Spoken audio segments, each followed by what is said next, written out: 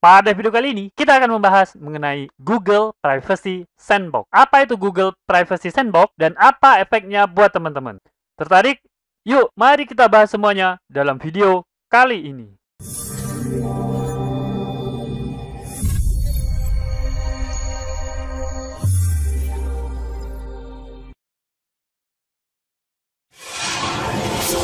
Assalamualaikum warahmatullahi wabarakatuh. Ketemu lagi bersama saya, Kanada Kurniawan, dan masih di channel kita, Projasa Web.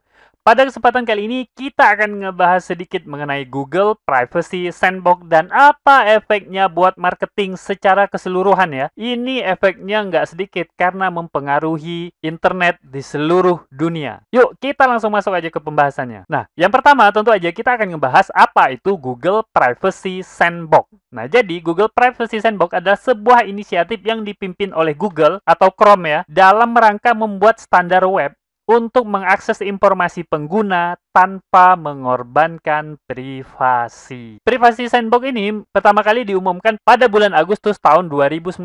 Jadi umurnya nyaris 2 tahun ya.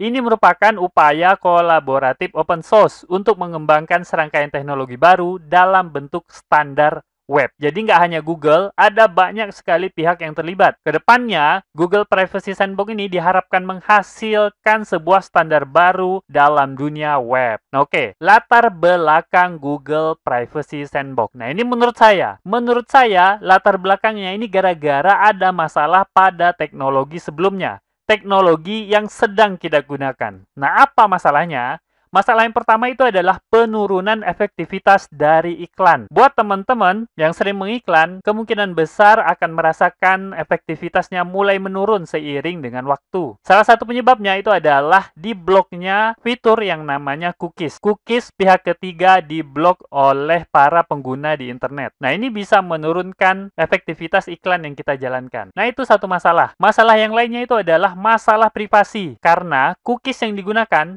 itu dapat mengumpulkan data individu. Nah, dua masalah ini menurut saya menjadi latar belakangnya dicetuskannya Privacy Sandbox. Karena teknologi sebelumnya yaitu cookies itu udah ketinggalan zaman dan kemungkinan besar ke depannya tidak akan dapat lagi digunakan. Karena memang memiliki banyak cacat atau kemungkinan permasalahan, terutama masalah privasi ini. Kita lanjut ya. Mungkin teman-teman pada bingung gitu, apa sih yang dimaksud dengan cookies? Nah, cookies ini adalah teknologi yang sedang kita gunakan. Teknologi yang hampir digunakan untuk seluruh marketer ya, karena seluruh platform iklan sekarang kemungkinan besar menggunakan cookies, termasuk Google Ads, Facebook Ads, Instagram, dan lain sebagainya.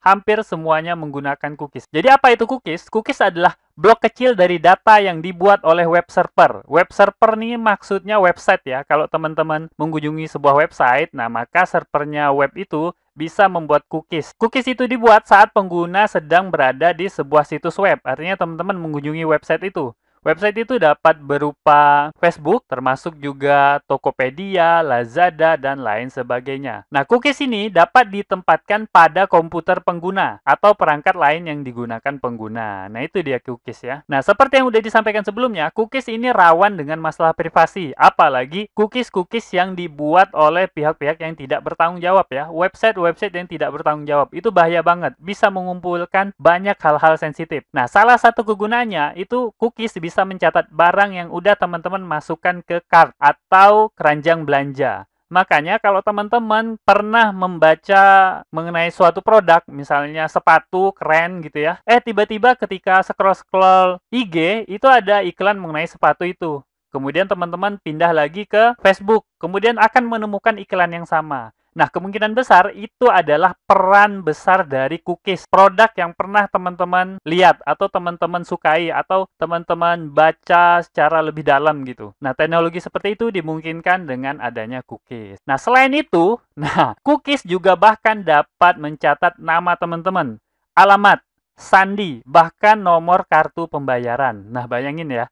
Jadi cookies ini bisa rentan banget. Kalau disalahgunakan, ini bisa bahaya banget. Oke. Selanjutnya, apa tujuan Google Privacy Sandbox dibuat? Tadi kita udah membahas latar belakangnya ya. Sekarang tujuannya apa? Tujuannya ternyata Google Privacy Sandbox ini adalah untuk menciptakan teknologi web yang melindungi privasi orang secara online dan memberi perusahaan dan pengembang alat untuk membangun bisnis digital yang berkembang agar web tetap terbuka dan dapat diakses oleh semua orang. Privacy Sandbox ini dimaksudkan untuk membuat keseimbangan ya. Jadi nggak semata-mata melindungi privasi, tapi para perusahaan dan pengembang itu nggak bisa mengakses sama sekali. Itu kan bahaya juga ya. Kenapa? Karena nggak ada keseimbangan. Kalau nggak ada keseimbangan, maka yang hancur itu adalah webnya. Karena nanti teman-teman susah menemukan konten web. Kenapa? Karena perusahaan itu nggak mau bikin konten web. Nggak mau bikin konten-konten secara online. Karena tidak ada alat yang dapat mendukung bisnis mereka. Nah, oleh karena itulah, Privacy Sandbox ini dibuat. Nah, sekarang masalahnya apa? Masalahnya apa? Efek dari Privacy Sandbox ini bagi bisnis teman-teman. Ini secara jangka pendek ya. Nah, secara jangka pendek, Privacy Sandbox ini bisa berakibat lumayan berefek lah ya. Nah, yang pertama itu penurunan efektivitas platform iklan. Nah, Privacy Sandbox ini kan dalam rangka melindungi privasi pengguna ya.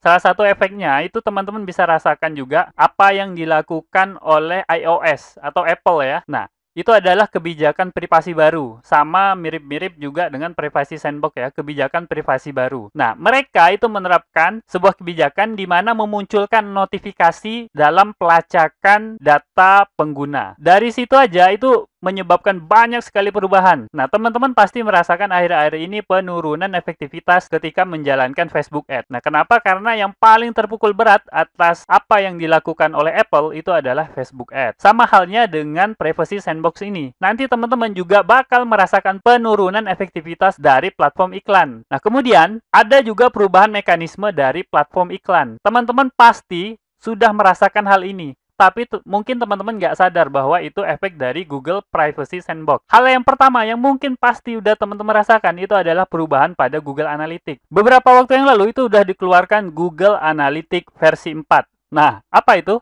Nah, itu salah satunya merupakan cara Google untuk mendukung Privacy Sandbox ini. Karena di dalamnya itu memungkinkan Google untuk melakukan pelacakan tanpa menggunakan cookies. Artinya Google Analytics yang bebas cookies. Berasa kan? Teman-teman juga pasti yang udah menggunakan Google Analytics versi 4 juga pasti akan merasakan beberapa penurunan dalam hal pelacakan teman-teman. Karena memang teknologi yang digunakan bukan lagi cookies. Dan terakhir itu adalah perubahan strategi marketing teman-teman. Nah, ini mungkin jangka panjang ya. Kita nggak tahu pasti gimana perubahan strateginya. Yang jelas, ketika hal ini diterapkan oleh Google, maka kemungkinan besar terjadi perubahan pada strategi marketing kita. Kalau dulu, sebuah visit atau sebuah kunjungan pada website itu bernilai banget ya. Karena apa? Karena kita bisa merekam setiap kunjungan itu menjadi sebuah pixel yang bisa kita sasar ulang gitu ya. Bisa kita remarketing atau retargeting pada Facebook. Nah, kedepannya kita nggak tahu seperti apa teknologi yang ditawarkan oleh Google ini, karena memang belum jadi gitu ya. Nah, kita lanjut ya pembahasannya, yaitu mengenai proposal Google Privacy Sandbox. Sebenarnya bukan Google sih ya, banyak pihak ya. Oke, yang pertama teman-teman harus tahu, Google dan pemegang kepentingan lainnya telah menawarkan lebih dari 30 proposal hingga saat ini, dan dapat teman-teman baca pada W3C. Nanti kita bahas apa itu W3C ya. Nah, pada Januari 2020, Google mengundang perusahaan teknologi periklanan untuk bergabung dengan sebuah grup namanya Improving Web Advertising Business Group. Grup ini merupakan bagian dari Worldwide Consortium. Nah, ini dia W3C. Nah, dengan bergabung dalam grup ini, Google dan perusahaan teknologi ini membahas bersama mengenai proposal yang mereka ajukan, kemudian menggarapnya hingga menjadi teknologi yang bisa digunakan. Nah, teman-teman harus tahu, konsorsium World Wide Web ini adalah organisasi standar internasional untuk WWW ya, World Wide Web. Didirikan pada tahun 1994 dan saat ini dipimpin oleh Tim Berners-Lee. Nah, kalau teman-teman yang sering baca mengenai web, tentu kenal sama orang yang satu ini. Nah, siapa dia? Tim Berners-Lee ini adalah penemu website ya, penemu World Wide Web, penemu HTTP. Nah, jadi dia inilah pemimpin dari konsorsium ini. Nah, tapi yang perlu teman-teman catat bahwa proposalnya itu ada 30 ya. Mari kita bahas salah satu contoh dari proposalnya. Proposal yang paling sering dibicarakan itu adalah Vlog, yaitu Federated Learning of Cohort. Nah, Vlog ini yang kemungkinan besar bisa menggantikan peranan cookies. Vlog ini adalah iklan berbasis minat dan pemilihan konten yang menjaga privasi, iklan yang relevan. Jadi mirip-mirip cookies lah gitu.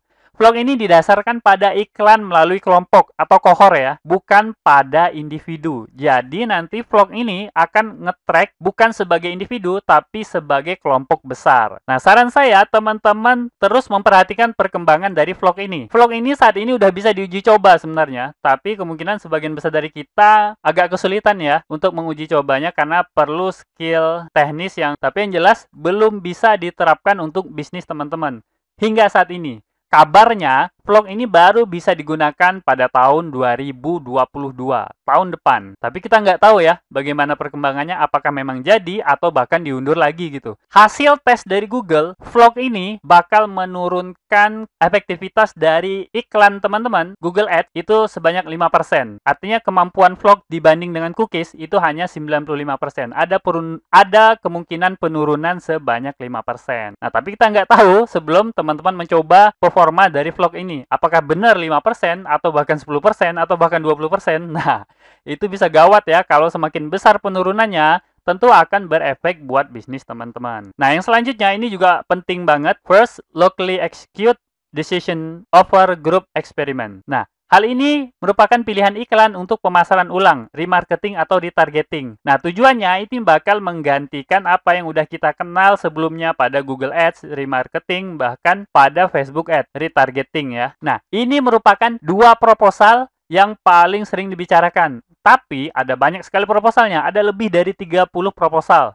Jadi ini merupakan gede banget gitu ya pembahasannya dari privasi sandbox ini. Dan tentu aja, begitu ini jadi, ini akan menjadi standar dari web. Artinya, semua yang berurusan dengan web harus menggunakan standar ini. Nah, tidak boleh ada yang di luar dari standar. Kalau di luar dari standar, tentu akan mendapat berbagai masalah gitu ya. Nah, jadi nggak peduli siapapun yang datang berikutnya, pasti harus menggunakan standar yang udah dibuat ini. Oke, sekarang pertanyaannya, kapan diimplementasikan? Nah, diperkirakan vlog itu baru selesai pada tahun 2022. Tapi itu belum pasti ya, bisa jadi 2023 atau lebih lama daripada itu. Nah, teman-teman bisa mengawasi atau bisa melihat status dari masing-masing proposal tersebut pada URL ini. Nah, silakan teman-teman catat atau dikunjungi atau di-save pada browsernya masing-masing supaya teman-teman tahu perkembangan dari Google Privacy Sandbox. Nah, kedepannya saya juga kemungkinan besar akan mengikuti perkembangan dari vlog ini dan terus membuat video-video mengenai Google Privacy Sandbox ini. Buat teman-teman yang pengen tahu lebih banyak mengenai vlog, saya udah pernah membuat video khusus mengenai vlog beberapa bulan yang lalu, sehingga teman-teman tinggal cari aja pada channel Projasa Web, tentu teman-teman akan mendapatkan video tersebut. Nah, oke, mungkin itu aja ya, sekilas atau sedikit pembahasan mengenai Google Privacy Sandbox. Semoga aja yang sedikit ini dapat bermanfaat banyak buat teman-teman. Dan saya akhiri, Assalamualaikum warahmatullahi wabarakatuh. Oke, seperti biasa, jika ada yang salah dari apa yang saya sampaikan, tolong teman-teman ingatin ya. Jangan sampai nggak diingatin, supaya saya dapat melakukan perbaikan pada channel ini dan pada diri saya sendiri. Dan jika ada pendapat yang berbeda, teman-teman bisa masukin ke kolom komentar, supaya kita bisa berdiskusi. Jika ada masukan, teman-teman jangan sungkan untuk menyampaikannya, karena saya sangat terbuka dengan segala macam masukan. Dan jika teman-teman memiliki usulan pembahasan, cantumkan juga di kolom komentar, supaya semua usulan teman-teman dapat saya wujudkan dalam bentuk video. Buat yang belum tahu, video ini adalah bagian dari program Akademi Projasa Web, tempat di mana teman-teman bisa belajar digital marketing secara gratis. Caranya mudah, cukup kunjungi projasaweb.com/academy. Ada ratusan artikel dan video yang dapat teman-teman pelajari. Jika ada pertanyaan mengenai materi, teman-teman tinggal hubungi saya melalui email info@projasaweb.com. Gratis tanpa biaya apapun. Harapannya dengan program ini semakin banyak orang yang memahami digital marketing. Saya percaya jika semakin banyak orang yang paham digital marketing, maka ekonomi kita juga akan semakin baik. Yuk dukung program ini dengan cara subscribe dan share video ini, serta mengunjungi Projasa Web Academy.